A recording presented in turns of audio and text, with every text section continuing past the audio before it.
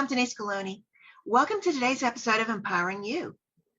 I'm very excited for you to meet my special guest, PJ Dixon. PJ is an international speaker and coach. PJ also has a disability which doctors didn't expect him to live past the age of 7. And he has proved them wrong, doing some amazing things such as rock climbing, zip lining, and so many other things that he's going to share with you today. I hope you enjoyed today's episode.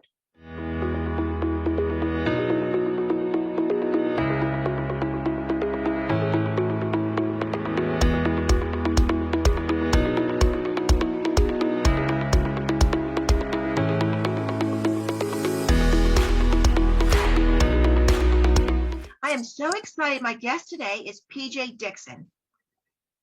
PJ is an international motivational speaker and transformational coach. He focuses on results. Despite his disability, which was expected to take his life by the age of 7, he chose to live and live well. PJ truly lives an extraordinary life, sailing, outdoor skydiving, indoor skydiving, hiking, mountain climbing, and much more that we'll speak about today during this interview. I am so excited. Welcome, PJ. Woo woo! Super glad to be here. Thank you so much, Denise, for the invitation. I am so excited to have you on the show. This whole show is about empowering you, and you're one of the most empowering people I've ever met. So kind of you. So excited to have you on. Thank you. I started reading a little bit about your bio. So let me hit on just a couple things. So let me just focus on a few things in your bio, PJ. Despite your disability, you're expected to live to the age of 7, but you really proved everybody wrong with some of the things that you've done. I mentioned when I did your bio, sailing, skydiving, zip climbing, snow skiing. You're also a former wheelchair athlete, an international traveler, amateur watercolorist, founder of 2 nonprofit organizations and 4 disabled sports programs, published author, a 10th degree black belt, which I did not know about you, martial arts and women's self-defense instructor, so many more things, so many more accolades. And you were nominated to carry the Olympic torch through Tucson in 2002. Yes. Yeah. PJ, is there anything that you haven't done? I have not surfed yet. And I was just in the ocean a couple of weeks ago, and ooh, wow, the ocean is powerful.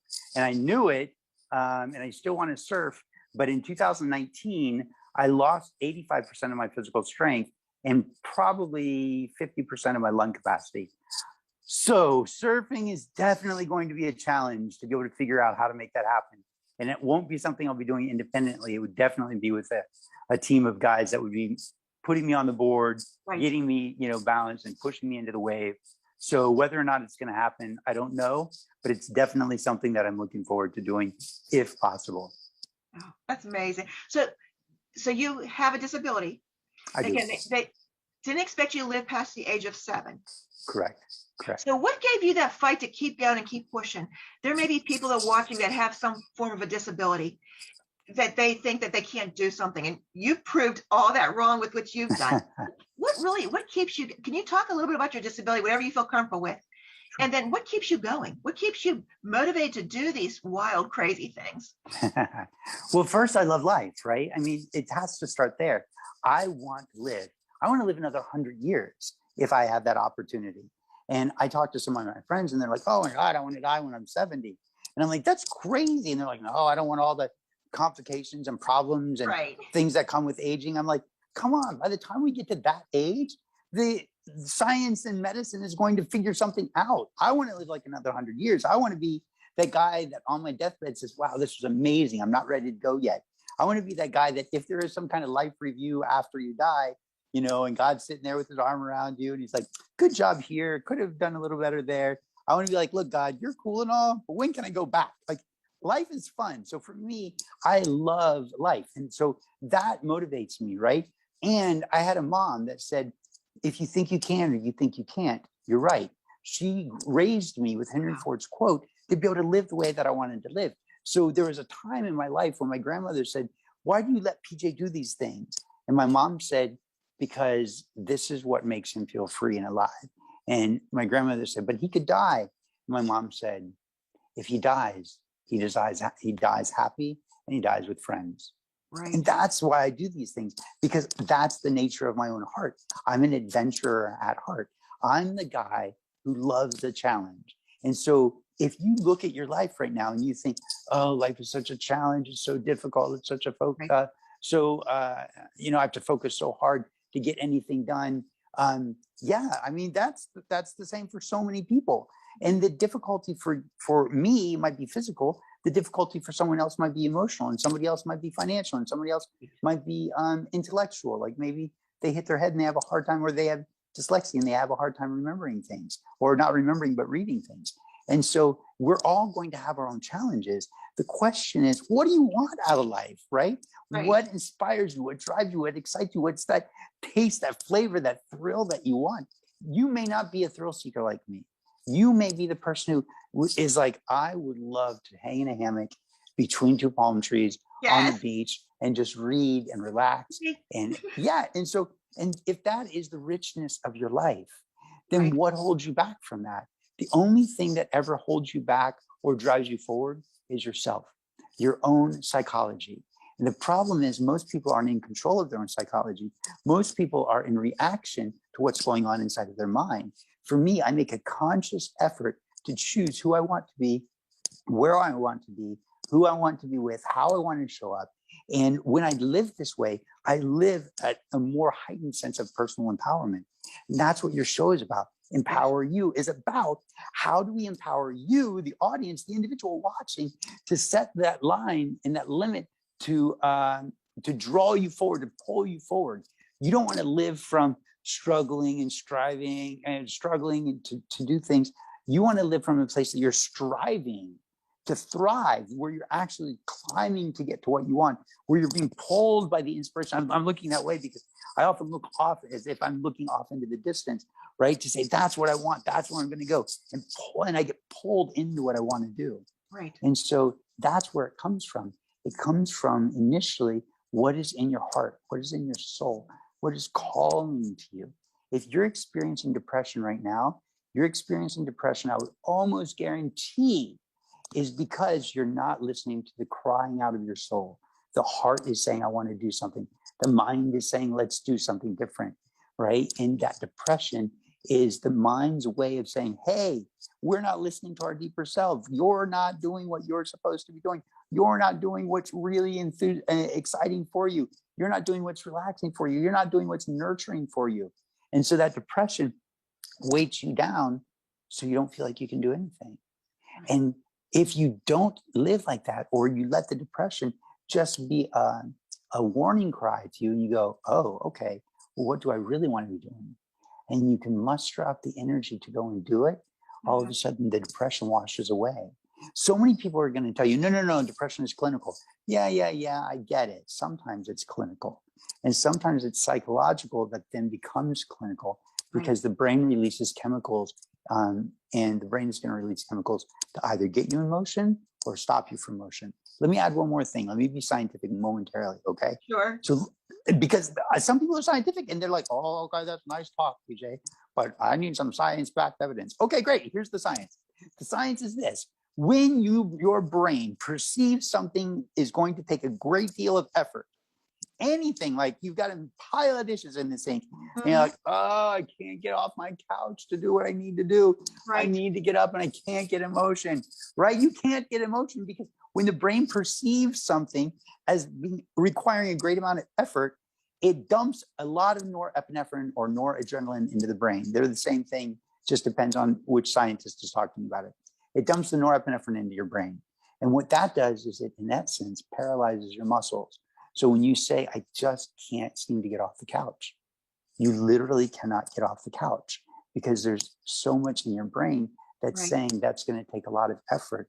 And the brain goes, well, because all living creatures need power to survive, the brain goes, that's a lot of effort and that's a lot of power. And I don't know that I want to exhaust that much power. So I'm just going to release a little bit of norepinephrine and, in essence, paralyze you so you can't get yourself in motion. However, dopamine, right, what we often refer to as the feel-good chemical, dopamine, when dopamine is released, dopamine pushes back the norepinephrine. And all of a sudden, like I'm all like tingly up my spine and in my brain right now because I'm doping myself. Dopamine will literally push back the norepinephrine. Dopamine gets you emotion. Dopamine excites the body. Dopamine helps release some other chemicals. And you feel like you can get emotion. And so that thing out there that you want, you're like, okay, I can actually do it. I can get up off my couch and I can go. Right. Why? Because that level of excitement. So then how do you dope yourself? I literally just get excited. Now, some people are like, well, do I have to think of something exciting? That's just so much effort to try to think of something. Right. You can, right? And that some people feel like they need that, like, well, I got to think of something that excites me, something that I'm happy about. And it's so much effort. Yeah, so you're not going to do it. But instead, what if you just a little bit, you just go, well, let me just feel a little bit better. Let me let go of a little bit of that, or a little bit of sadness, or a little bit of depression, or a little bit of frustration, or a little bit of fear. Let me just let go of a little. Okay, I'll let go of a little. And I'll exchange it. I'm going to let go of a little bit of fear, worry, or doubt. I'm going to exchange it for a little bit of excitement. So I go 95% frustration, fear, worry, doubt, whatever. And maybe 5% where I go, okay, I mean, I can see myself being kind of excited about that, you know. And then once you're able to see that little bit, then just exchange another, 3 or 4 or 5% of excitement, So let go of some of that fear, worry, and doubt for a little bit more excitement, right? And then you're like, oh, I'm actually feeling a little bit better. It's true. Like all of a sudden my body starts to move, right? Like, and so then there's this little bit of opportunity for movement, right? And this is what you need, because when that norepinephrine is in you, you're oppressed. You're literally oppressed. It's as if there's a heavy weighted gravity blanket on top of you, holding you down and you can't get up. But the moment you start to dope yourself and feel, and I don't mean drugs, okay? I really don't mean drugs. I mean, no, we're not emotionally, I mean, emotionally doping yourself, right? With happiness and joy and excitement and enthusiasm, a little bit, just exchange a little bit of the fear or worry or doubt for that excitement, or even just happiness, or even just joy, okay? When you exchange it a little bit, all of a sudden a weighted blanket comes off of you. Now you're like, oh, got a little motion, got a little movement, got a little freedom. Okay. And so then you exchange a little more. And then pretty soon you don't have to exchange. You just say, well, I'd rather feel this. And you just choose to feel joy in that moment. Feel a sense of joy, feel a sense of pleasure, feel a sense of excitement, feel a sense of enthusiasm, feel a sense of adventure, feel a sense of laughter, feel a sense of gratitude, feel a sense of appreciation. Right. And what happens is everything lifts from you. And it's as if your whole body is lifted off the couch and you're in motion before you even realize it. And you're like, whoa, I'm moving. I'm doing something. I didn't even know it. And you have more energy than anyone I think I've ever met. You just have so much. But let me ask you, so whenever you decide to do some of these things, like skydiving, or you want to surf, does anyone, like your friends or family, look at you and say, maybe that's too much? Or do they just say, okay, it's PJ, he's going to do it? Have you just trained them after all these years to say, okay, then it's going to happen? Yes and yes. So when I was in the ocean a few weeks ago, I was with a very good friend of mine, and he was holding me in the ocean, and I haven't been in the ocean in years. And because I lost the physical strength a couple of years ago, and I lost the ability to, or I lost a significant lung capacity, I was a little bit worried to go into the water. Right. So he's holding me, and I've got a life jacket on, but the problem is I float upside down. My butt floats and my head sinks. So I literally float face down, butt up, so that's not very safe. That's not, that can't be good. I know. And then there's a curvature in my back, right? So if I lean back, you can see my head goes back. Yes. Because the curvature in my spine is so severe. Literally, my belly button is sitting on the seat between my thighs. Okay. And so when the personal flotation device that I was wearing, if he would let me go, I could float backwards and stay upright. Right. But my bottom wanted to float, and curvature of my spine wanted to float. So even if I was floating on my back, because of the curvature of my spine, my head would go into water. And so if I floated on my belly, my face would go into water. So I wasn't going to win. I needed like a weighted belt to hold me down. Right. So anyway, this friend of mine is very pragmatic. He's very practical. He's a personal trainer. He's very physically fit. Looks like Adonis, right? Literally looks like Adonis. And he we're talking, he's like, look, man, I don't know if you're going to be able to surf. He's Right. like, first of all, surfboards are, they're really not balanced easily. You've got to be able to balance yourself, even if you're sitting out there with your legs hanging off the board. It's a constant adjustment. He's like, I don't know if you have the physical strength or ability. And so they don't tell me no, because what happens is I say, yes, but what if? And so I start looking for opportunities. Right. Because even when I said, if I get the chance to surf, if that's a possibility, in the beginning, I said that. I know that if I really want to surf, then it's just going to take some time, some energy, some effort, some money to make that happen. Now, when you get to the time, energy, and money part, that money part is what drives so many people to go, oh, let me just sit back on the couch because I don't have it. No, find it.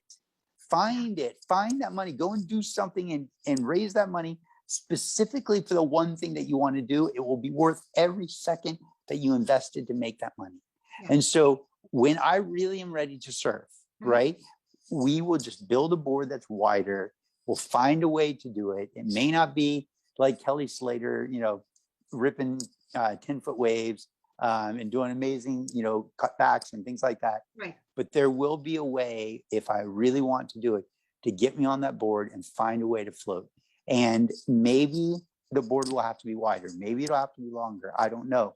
It's just a matter of how do we make it happen? When I jump out of a plane, I'm strapped to the front of a dude, right? Because I'm a big guy, right? When I go hiking, I'm strapped to the back of a friend. I'm being piggybacked, So when I rock climb, I'm strapped to somebody else, or I'm harnessed in and they basically pull me up and lower me down. When I went trapezing, they strapped my hands onto the trapeze, and so there's ways to do things. Exactly. Exactly. That's the point. Right. There's always a way. So yes, my friends will look at it and say, well, how? But often they're just like, dude, you're amazing. Like, I don't know how you live that way. I literally, Denise, feel like I've lived a much better life than most everybody else because of everything that I've done. Reading your bio, PJ, it's amazing. It's disability or not, it's just amazing some of the things that you've done. Now, what advice would you give someone that's watching that may not have a severe disability? Sure. They may have something that's limiting them from doing something. What advice would you give somebody? I would say the first thing you want to do is figure out what you need to let go of. Okay. So many times you're going to hear people, even like Tony Robbins, who I love and respect, talk about, you got to find your why. You got to find that real drive inside of you. You got to find the thing that's pulling you forward. You got to find the thing that's filling up your sails and pushing you forward. That's great. But if the darned anchor is still out, you're going to get stuck. You're not going to go anywhere, or it's going to destroy your ship, or it's going to tear the anchor free and drag it along. So you've got to find a way to let go of the anchor. The anchor is this. The anchor, think about a ship anchor, a big ship anchor, dug deep into the ground, right? Part of the ship anchor is sticking out. That is your past. Understand that is your past. That sucker is not moving. It is dug deep into the earth, concreted in, set into the ground. It's not going anywhere. Weighs a ton. But what's connected to an anchor? Chains, ropes, lines, cords, right? And each one of those chains runs from your past into a different part of your body, into a different memory, into a different area of your mind, into your throat if you don't feel like you've got a voice anymore because somebody stole your voice. If you don't feel emotionally connected, or you're afraid to be vulnerable emotionally, if you've been assaulted sexually, and some of those chains might link into your sex organs, right? And so the problem is not the anchor, it's not the past, it's the attachment that you have to that. So I always say that your future, your remarkable future, lies in your past. How?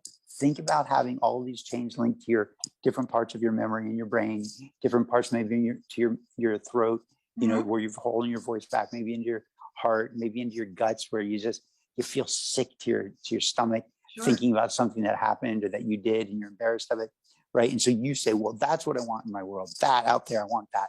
And so you start moving towards it. But then what happens is all of a sudden one of those chains goes taut.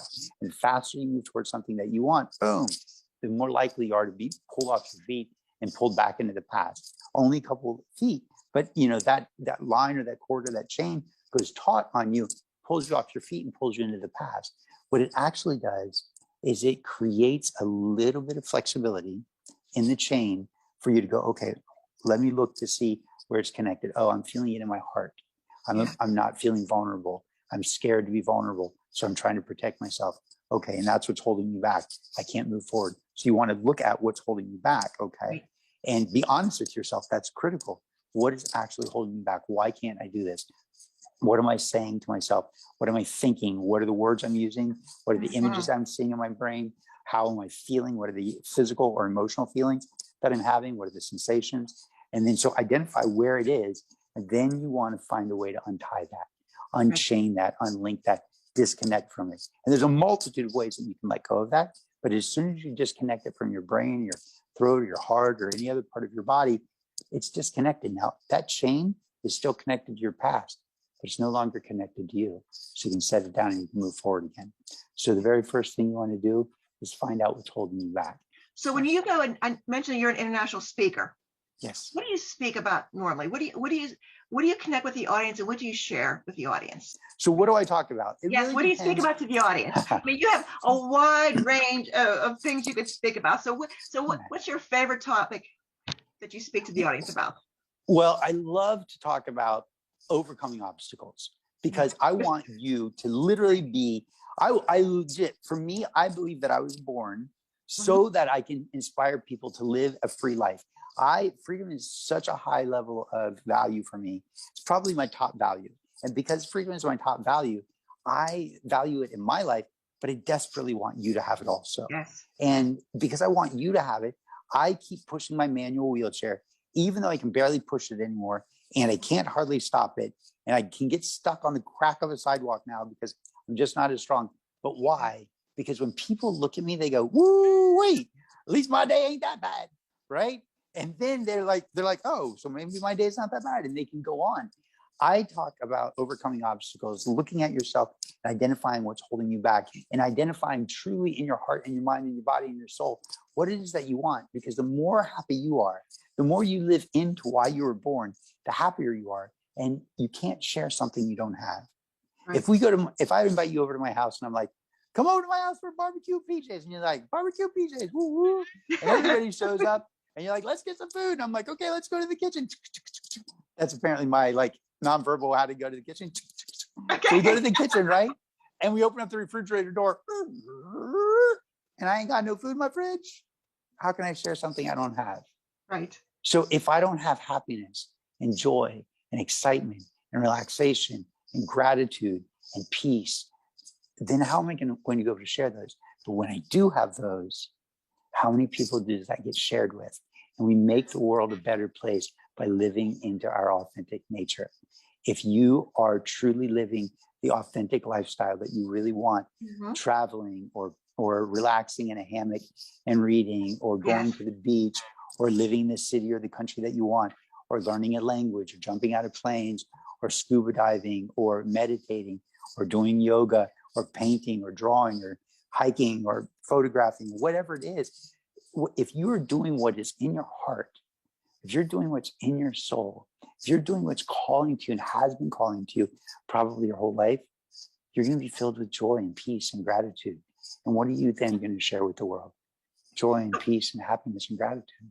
What's next for PJ Dixon? Woo woo! What's next? I'm working on my first book. So listen, I am a published author, but I've written a couple of co-authored books. Okay. Well, I wrote a 109-page, I think 119-page ebook on specifically for women, called 5 Ways to Date Yourself and 1 Big Reason Why You Should. So I guess I've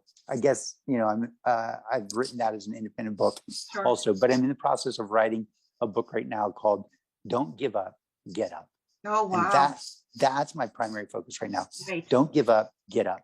And because we're sort of at the end of the pandemic, hopefully, keep my fingers crossed, even though things are starting to, surge again, right. I'm excited to get back on some stages again. Me so too. Right now, absolutely. I want to finish. You too. You're a speaker also. I am. That's right. Can't wait to get back in front of those people. So what do you speak about? Empowering people, leadership, finding your voice. So PJ, when can we expect this book? Ooh, okay. I love the challenge. That's right. I'm holding you responsible here. I'd love to say that I'll have it done within the next 3 months. Okay. And great. so 3 months, what month are we in now? August? August. So I would say my intention is to have this thing done no later than Thanksgiving or Christmas. That's awesome. Any final Thanks. thoughts for the audience as we wrap up this interview? Yes. I want you to hear again that the most authentic life is the richest life for everyone. Oh. If you live from a place of truth to you, from a place of authenticity, then what you are doing is you are sharing with other people that they can do the same thing. Right. This is why I don't quit. Because if I quit, then I give you the unconscious right to also quit. And if you're a mother, a father, a brother, a sister, a neighbor, a friend, a cousin, a caring stranger, you can't quit. Because when you quit, you tell everyone else it's okay to quit.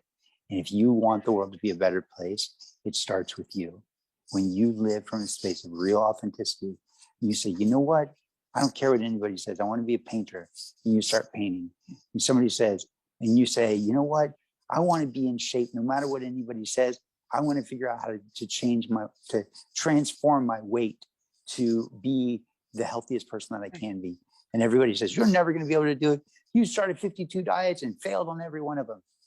Don't listen to them. Authenticity is the noun. Integrity is the verb. Okay? Authenticity is who you are at your core. Integrity is what you do with that authenticity. Bring it out into the world. Let your truth live. Because when your truth lives, you help other people to live their truth. And the world gets better. Why? Because you cared enough about yourself. And by default, it radiates out. That was beautiful, PJ. Thanks. What a great way to end the interview. Thank you so much for coming on to my show, Empowering You, and telling our audience your story and sharing your insight. And you're just amazing. And thank you so much, my friend. Oh, thank you so much for inviting me. I'm really glad to be here. I'm honored by it. And I really believe in what you stand for. Empowering You. I love it. Thank you. Best of luck to everything, PJ. Thank you. Thank you. You too.